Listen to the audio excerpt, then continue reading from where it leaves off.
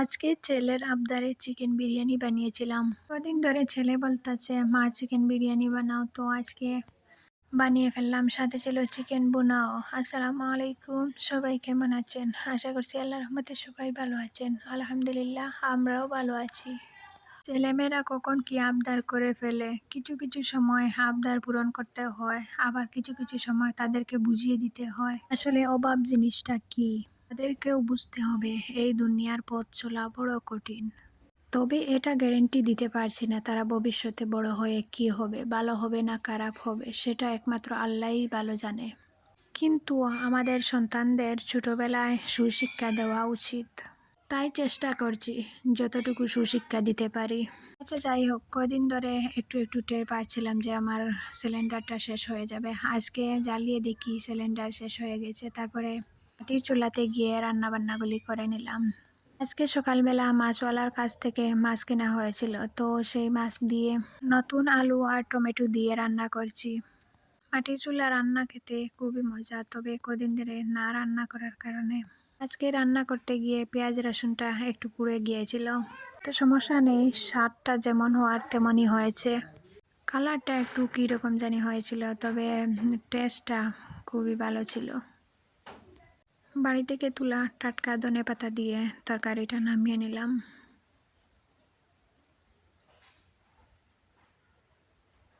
আর হাঁড়িটা একটু দেখো কেমন কালো হয়ে আছে।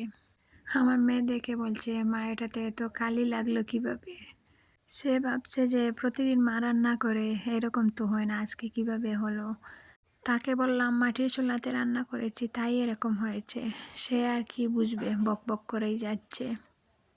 সাথে করেছিলাম শাকভাজি, এটা ছিল হৈরো শাকভাজি। আর এখানে দোকান থেকে কিনে আনা ডালের বড়াও ছিল। আমার আজকের ভিডিও যে যেখান থেকে দেখেছেন, যদি ভালো লেগে যায় প্লিজ একটি লাইক দিতে ভুলবেন না। আর আপনি যদি আমার চ্যানেল নতুন হয়ে থাকেন, আপনি চাইলে আমার চ্যানেলটাকে সাবস্ক্রাইব করে নিতে পারেন। আর ফেসবুক থেকে দেখে থাকলে ফলো দিয়ে দেবেন। আপনি যদি এই কাজটি অলরেডি করে থাকেন, আপনাকে অসংখ্য ধন্যবাদ। এখানে আমি মুরগিটা কেটে ধুয়ে পরিষ্কার করে তারপরে হলুদ লবণ লাগিয়ে একটু হালকাভাবে ফ্রাই করে নিচ্ছি। একেবারে কাঁচা কাঁচা রান্না করলে আমরা খেতে পারি, তবে আমার ছেলে খুব একটা ভালোবাসে না সেভাবে খেতে। তার জন্য হালকা আঁচে একটু ফ্রাই করে নিলাম। এখন চিকেন ভুনা করব, তাই আমি একটা কড়াই বসিয়ে তেল দিয়ে তারপরে পেঁয়াজ রসুন আদা বাটা দিয়ে দিয়েছি। আর পেঁয়াজ রসুনের মধ্যে আমি লবণটাও দিয়ে দিচ্ছি। কিছুক্ষণ নেড়ে ছেড়ে তারপরে একটা কুচি করা টমেটো দিয়ে দিলাম। দিয়ে আর একটু নেড়ে চেড়ে নেব। মশলাগুলি দিয়ে দিচ্ছি। এই তো হলুদের গুঁড়া, মরিচের গুঁড়া, জিরার গুঁড়া, ধনে গুঁড়া একটু একটু করে দিয়ে দিচ্ছি। দেওয়ার পর ভালো করে কষানো হয়ে গেলে আগে থেকে গরম করে রাখা জল দিয়ে দিচ্ছি। তো এখানে আমার চিকেন ভুনা ডান।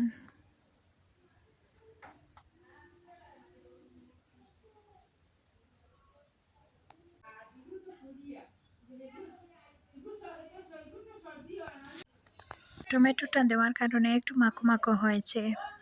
এখন আমি চিকেন বিরিয়ানি বানাবো, তার জন্য কড়াইয়ে একটু তেল দিয়ে আলুগুলাকে ভেজে নিচ্ছি। মাঝারি সাইজের 4টা আলু আমি এখন হাতখানি করে কেটে নিয়েছি। হলুদ আর লবণ দিয়ে ফ্রাই করে নেব আলুগুলাকে। আলুগুলাকে একটু লালচে আছে ফ্রাই করে নিচ্ছি। আলুগুলাকে একটু ফ্রাই করে দিলে আমার কাছে বিরিয়ানি খেতে ভালো লাগে। চুলায় আমি আলুগুলাকে ফ্রাই করে নিচ্ছি, আর অন্য চুলায় একটা প্রেসার কুকার বসিয়ে পরিমাণে তেল দিয়ে পেঁয়াজ রসুন আদা বাটা দিয়ে দিলাম। তাড়াহুড়া করে রান্নাটা করে নিচ্ছি, একটু পরে ছেলে স্কুলে চলে যাবে। তারা মসজিদে থাকতে থাকতে আমি ওই কাজগুলা করে নিচ্ছি, তাও যেন সময়ের সঙ্গে পেরে উঠছি না। সকালের সময়টা যেন খুব তাড়াতাড়ি চলে যায়। মশলাও কষিয়ে নিয়েছি, আর এখানে দেখো আমার আলুটাও ফ্রাই করা হয়ে গেছে, ওইগুলোকে তুলে নিচ্ছি।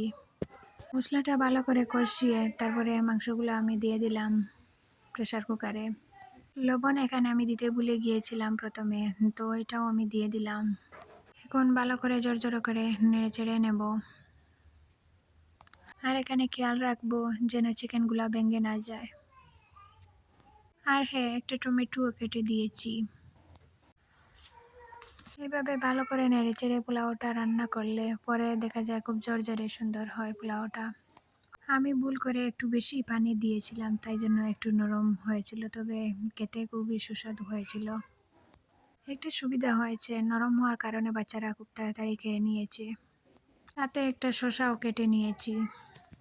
তারপরে গোসল নামাজ পড়ে দুপুরের খানাটিও শেষ করে নিচ্ছি। পরে শালগম, আলু, টমেটো, চিকেন দিয়ে আরেকটা তরকারি রান্না করেছিলাম, আর মাছ ভাজিও করেছিলাম। চিকেন বুনা ওইসব দিয়ে খেয়ে নিয়েছি। পরে সন্ধ্যাবেলা সন্দেশ বানিয়েছিলাম সুজি ময়দা দিয়ে।